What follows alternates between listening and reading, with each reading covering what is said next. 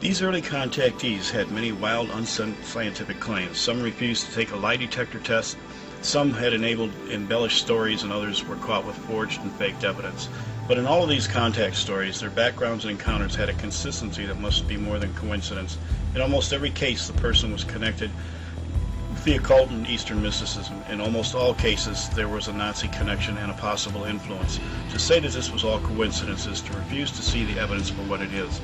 Another common thread to these stories not mentioned was the fact that many of these individuals led very productive, normal lives until their alleged contact. Something happened to these people that drastically altered their lives.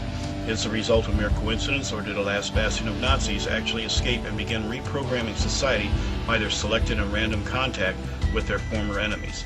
Going on a historical fact and premise that the more technologically advanced society has always influenced and absorbed the lesser ones.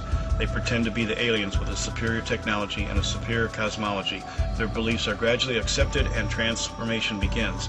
Many cults with influence on the lunatic fringe, appealing to only a few, have grown in influence as they hone their message to fit into the voids of our culture and have become almost mainstream, such as Scientology or the Raelians, who we will see after we meet Betty and Barney Hill.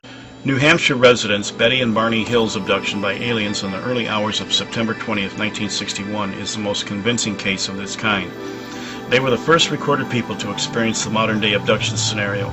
They had a sense of lost time with memories of a UFO sighting and then a buzzing noise followed by another one where they both are suddenly driving on the road unsure of what happened. They had lost 2 hours of time.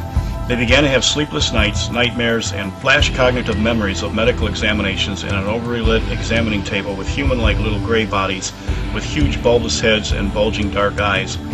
Through NICAP, a civilian UFO investigative organization, and Major Donald Kehoe suggested to them a well-known Boston psychiatrist and neurologist, Dr. Benjamin Simon, who was one of the most respected doctors in his field, for help. He induced the couple in several sessions of hypnotic regressive memory retrieval. As a Christian, I don't think this is the wisest thing.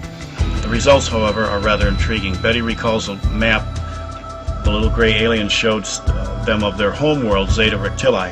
It wasn't until 1969 that the map could be verified as 3 stars in the map system by Betty that had not even been discovered.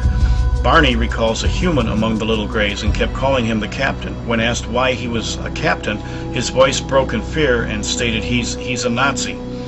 This case was one of the most scrutinized cases in history by the best of every believing expert and skeptics alike. This is one case that was not debunked by anyone at any time. I find it interesting that everyone presenting this case as an extraterrestrial fails to mention Barney's testimony. The more recent contacts with Nordics have stated they are now from the Pleiades. This sudden change of address may be the result of Voyagers 1 and 2, as they gave evidence that Venus, Mars, and Jupiter were uninhabitable. In the mid and late 70s, no more Nordics came from there. Their recent chosen contactee and spokesman is a Swiss farmer by the name of Billy Meyer. The information given through Meyer, along with his many photographs and movies, have stirred up much controversy. Many skeptics and believing investigators have scrutinized all of this. It is claimed that while some investigators tried to reproduce the Meyer photos, Meyer got them mixed up with his own. Some photos have been debunked, and his credibility on the most part has not withstood the controversy with most serious investigators. From Gary Kindler's book about Billy Meyer, Light Years, he points out that whatever you might think about Billy Meyer, one puzzle remains. A Swiss farmer with a 5th or 6th grade education described in his writings technology and an understanding of the cosmos beyond his means. These concepts were dictated from a Nordic named Semjis. He included descriptions about a tachyon propulsion system, healing methods, celestial mechanics, and advanced medical equipment. At the time of his writings, only a handful of experts working in specific research and development programs understood these technologies. Billy has a cult group now that is located in 4 different countries and on many college campuses, including the United States. It's interesting to note that Semjis, the main contact, is also the name of the leader of the fallen angels in Genesis 6 as recorded by Enoch, the Ethiopic version known as Enoch 1. The spelling, the etymology, almost identical. These are the various UFO cults still in operation today. They are all a variation of theosophy and very anti-Christian of the true biblical understanding. They conflict between themselves only in their messianic leadership's roles and duties. They are all the result of contact with ones described and matched as fallen angels of the Bible or humans who are probably the last bastion of Nazis. There are many other smaller groups, including several American and Indian UFO cults. I would say that their plan has been very effective. The Realian movement, founded by former French auto racer journalist Claude Vallorn, was, according to the history of Realism, an explanation of humanity's origins and futures was transmitted to Claude over a rate of 1 meeting per day from December 13th to the 18th near a volcano in France in 1973. His visitors were the little Greys as well as Caucasian humans. The Greys are the ultimate form, and they created us in the human form to evolve into higher beings through cloning. After 3 books, the organization had enough money and followers to hire a top French geneticist expert and purchase a medical complex in the Bahamas for their company, CloneAid. This is one of the few divisions this organization has. Receiving technology from these aliens, they have claimed to have the ability to clone humans and have recently opened several other centers, one in Korea. They evangelize their cause on college campuses across the world, much in the same manner as Campus Crusade for Christ does. Part of their beliefs are that they have to build a temple in Israel so that the Elohim will return to bring us into a new age of enlightenment. They recently changed their symbol, which was originally taken from what appeared on the saucer as Claude, now renamed Realian, has encountered. Here is Riel in an older picture with his old symbol. You can see why Israel is not interested in their offer.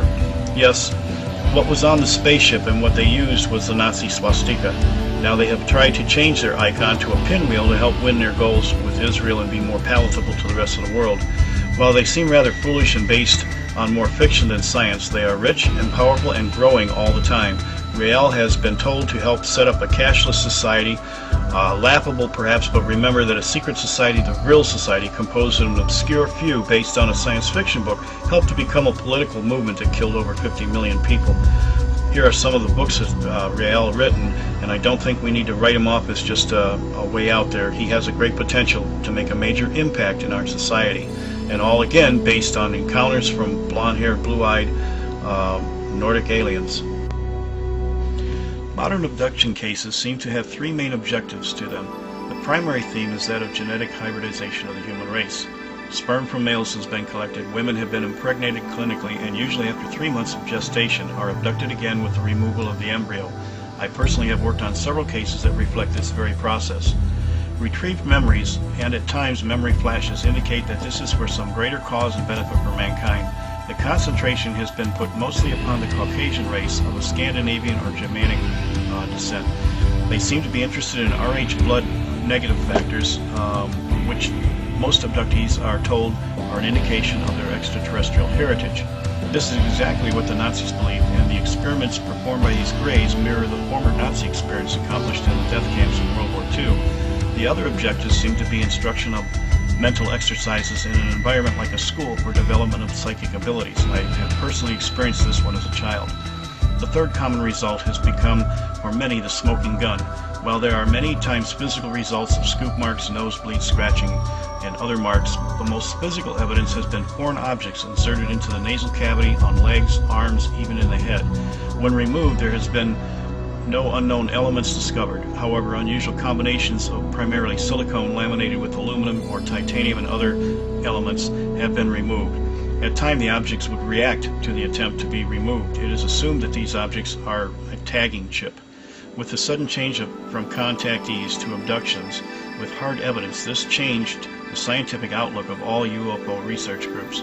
With hard evidence to corroborate the experience, even the most ardent nut-and-bolt scientific researchers began to listen to the messages and warnings given by these abductors, whether they be gray types, reptilian, or human.